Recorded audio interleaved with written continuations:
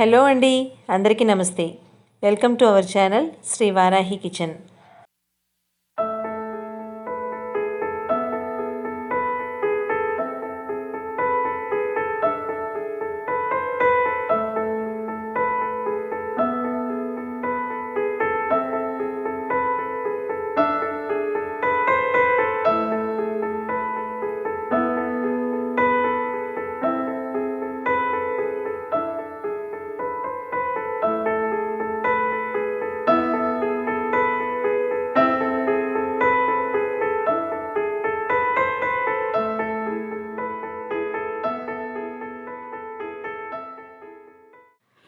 Food సెగ్మెంట్లో ఇవాళ మనం చూడబోయే రెసిపీ సింపుల్గా ఈజీగా మెంతి ములక్కాడల బంగాళదుంప కర్రీ ఎలా చేయాలన్నది చూద్దాము. దీనికి 2 ములక్కాడలు కోసుంచుకున్నాను, 2 ఉల్లిపాయలు, 2 టమాటోలు, 3 బంగాళదుంపలు, కొంచెం బఠానీలు, మెంతి పౌడర్. ఈ మెంతి పౌడర్ని ఎలా ప్రిపేర్ చేసుకోవాలన్నది మెంతి వంకాయ కర్రీలో నేను ఆల్రెడీ మీకు చూపించాను.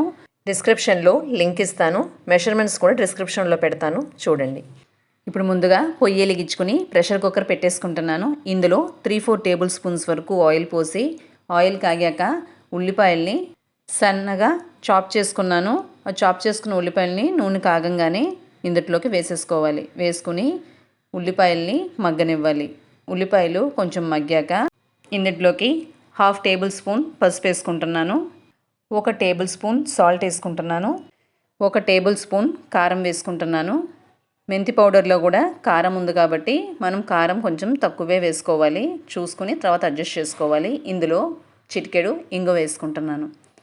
వేసుకొని మొత్తం అంతా కలిపేసుకోవాలి. కలిపేసుకొని ఇప్పుడు బఠానీలు తీసుకుంటున్నాను. ఎండి బఠానీలు అయితే 4 అవర్స్ బిఫోర్ నానించి ఉంచుకోవాలి. పచ్చి బఠానీలు అయితే కడిగేసుకుని డైరెక్ట్గా ఇందులోకి వేసేసుకోవాలి. ప్రెషర్ కుక్కర్లో వేసుకుంటున్నాం కాబట్టి బంగాళదుంప ముక్కల్ని పెద్దగా కట్ చేసుకున్నాను. నీళ్లు వాడినించి బంగాళదుంపలను వేసేసుకోవాలి. ములక్కాడల్ని పైగా తొక్క మందంగా లేకుండా సన్నగా తీసుకుని ఉంచుకుంటే ఈజీగా కుక్ అవుతుంది. ఇప్పుడు ములక్కాడలను కూడా ఇందులో వేసేసుకుంటున్నాను. మొత్తం అంతా కలిపేసుకొని మూత పెట్టి సిమ్లో 5 నిమిషాల పాటు మగ్గనివ్వాలి. ఇలా ప్రెషర్ కుక్కర్ మూతని పక్కకు పెట్టేసుకుని 2 నిమిషాలు కుక్ చేసుకోవాలి. 2 నిమిషాలు కుక్ చేశాక ఇప్పుడు ఇందులోకి మనం ముందుగానే చేసి పెట్టుకున్న మెంతి పౌడర్ని 1 స్పూన్ వరకు యాడ్ చేస్తున్నాను. మెంతి ఫ్లేవర్ బాగా ఇష్టపడే వాళ్ళు ఇంకొక 1/2 స్పూన్ కూడా ఇందులో యాడ్ చేసుకోవచ్చు. యాడ్ చేసుకున్నాక ఇప్పుడు 2 టమాటోల్ని కచ్చాబెచ్చాగా ప్యూరీ చేసుకుని ఇందులోకి యాడ్ చేసేసుకోవాలి. హై ఫ్లేమ్లో పెట్టుకుని మొత్తం అంతా కలిసేలాగా కలిపేసుకుని ఉప్పు కారం సరిపోయిందా అని టేస్ట్ చూసుకోవాలి. ఏదైనా తగ్గిందనుకుంటే అది వేసి బ్యాలెన్స్ చేసుకోవాలి. ముక్కల మునగా వాటర్ పోయాలి. వాటర్ పోసి కుక్కర్ మూత పెట్టేసుకుని 2 విజిల్స్ రానివ్వాలి. 2 విజిల్స్ వస్తే కూర రెడీ అయిపోయినట్టే. ఇప్పుడు నేను చేసుకునే కర్రీని చపాతీలోకి సర్వ్ చేసుకుంటున్నాను.